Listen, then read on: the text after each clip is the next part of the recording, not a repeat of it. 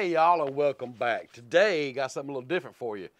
I seen on the menu at Zaxby's the other day that they have a chicken Philly cheesesteak. I don't know quite if I'd call it a Philly or not, because that'd get you in a lot of trouble, but I figured I didn't get it, so I hadn't even seen it, haven't even tried it. But I figured I'm gonna try to make it, or make my version of it anyhow. You can see by what the ingredients I picked out, I figured this would make an amazing fried chicken cheesesteak. And so that's what I'm gonna try to make today, is a fried chicken cheesesteak on the Blackstone.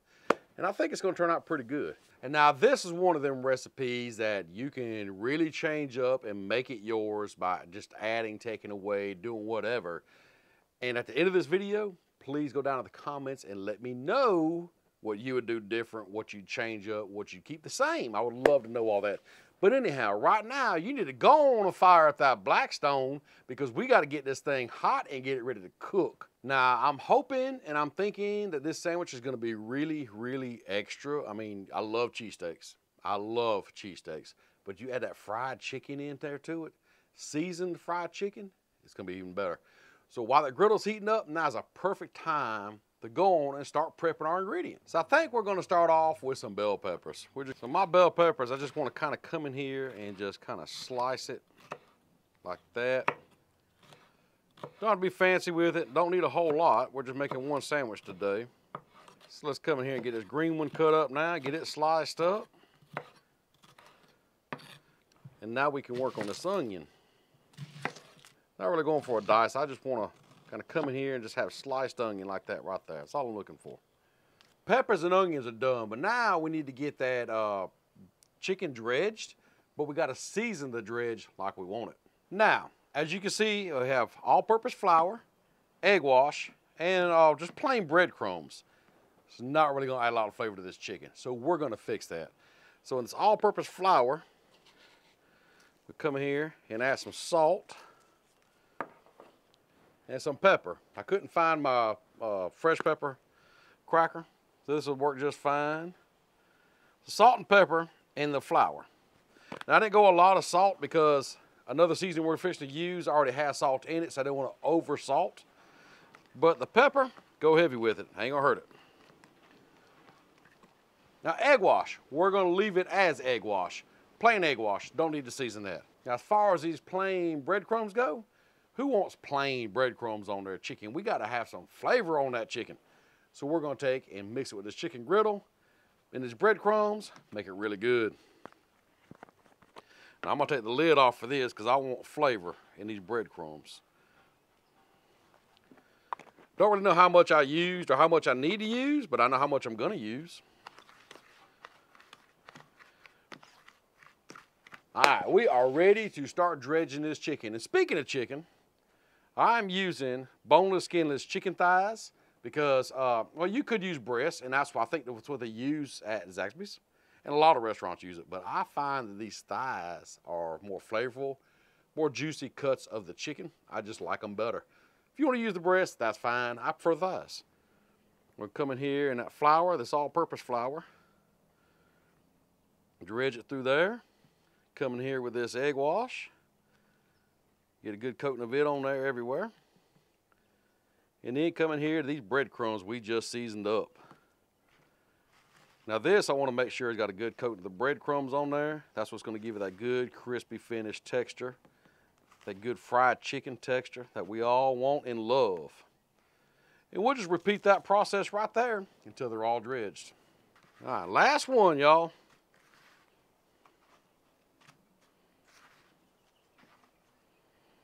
There we go. All right, everything's pretty much prepped and ready. Onions are cut, peppers are cut.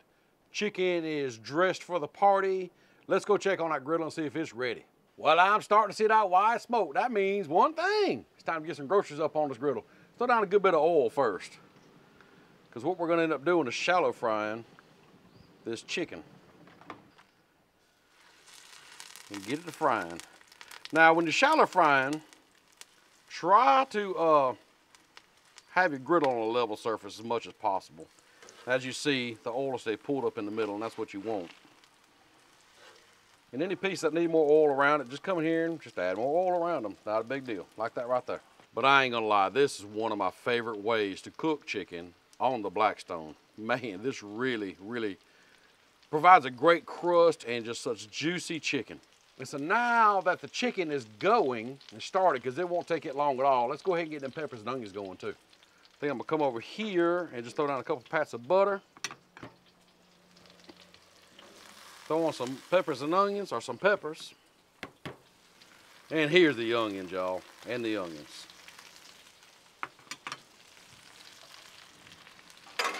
And start mixing those up. Let's go ahead and add a little flavor to them peppers and onions too. A little bit of pepper.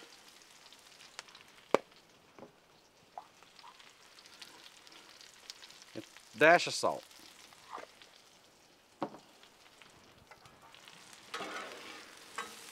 And just give them a good mix now. Now when you're shallow frying this chicken, be sure you keep a check on it. You don't let it cook too long on one side because it will burn. See there? It's only been on just a few minutes and it's already crisping up like that right there. Oh man, got a good crust on that one side right there, all crisp up. These peppers and onions, looking and smelling even better. It's coming together quick, y'all. Something else I want to mention.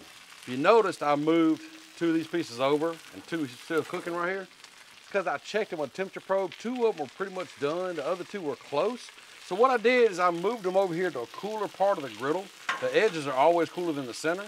And that way they'll slow down cooking a little bit while these finish cooking. So griddle management is really key when doing something like this because some pieces are thicker than others and they'll just get done quicker. All right, just set that last piece of chicken. It's ready. So let's slide it out of the way. Let's slide it over here. Grab our cutting board. I knew I had it around here somewhere. What I want to do is get this chicken up on the cutting board right now. I'm not quite ready to build the sandwich yet. Grab you a knife. Let's just come in here and just cut this chicken up now into pieces. Man, look how tender and juicy this chicken is, y'all. One other thing while you're cutting up this chicken, toast your bread. I almost forgot it. I almost forgot that. Just gonna get down some butter right here on this edge.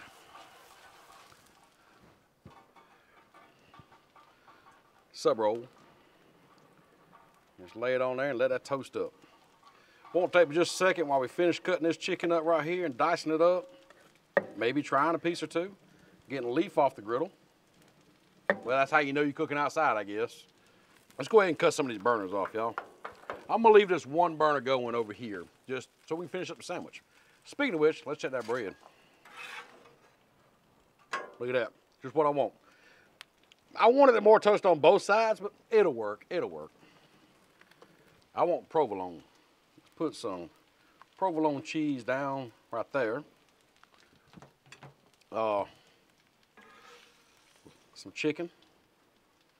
Now, I think what I'm gonna do is just kind of layer this. Chicken, some more peppers and onions, and some more chicken. Let's see here. I think I'm gonna rip up some provolone here and just kind of come in here like this. More peppers and onions. Maybe a little more chicken. Like that right there. Oh, that is looking good, y'all. Looking really good. But you know we ain't done with it. Cause we gotta add some sauce. Now, I did look up, they use a garlic aioli sauce as Zaxby's. I'm gonna use this garlic parmesan sauce by Blackstone. I think it's really gonna add a really good flavor to it. Now, if you want to, go ahead and put it on the buns before you do this, but I think right through here is gonna be delicious. Like that right there. Now, one more thing to do, y'all. What I'm gonna do, or attempt to do, is I'm gonna attempt to put this back on the griddle, kind of toast that bottom side up and melt this cheese down. It's all right, we're gonna put you right there, close you up.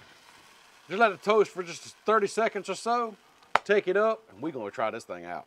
All right, y'all, I ain't gonna let it sit on it long as it'll burn that bread, but let's check this thing out. Like I say, let's pop the top and see what we got. I'm happy with that. What about y'all? I'll take that all day long. Let's take it up, try it out. Well, there it is. It don't want to stay closed, but that's okay. I mean, it's still together, as you see. It just don't want to stay closed. It's falling out too. That's when you know a sandwich is going to be good. When it's messy, you know it's going to be good. I say we take some pictures, take some little videos of it, show you this thing up close, cut into it, and try it out. It may not be the prettiest sandwich I've ever made on this Blackstone, but I'll tell you what, I do believe it's going to be one of the most flavorful. And yeah, I mean, the bread looks like it might be apart here, but it really is. See if I can get in the bottom here and show you. It's still together. See, it's toasted on the bottom. But man, I say we cut into this thing and we just try it out, y'all. Now, I came together quick, and you've seen there's a lot left for more subs, which I'm sure I'm going to have to make up. But right now, this one's mine, y'all. So I'm just going to cut this thing in half. Man, that bread's so toasty. Here you go, y'all. It's all or nothing.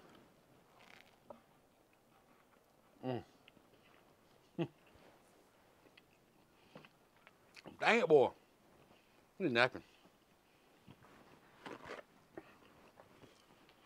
Wow.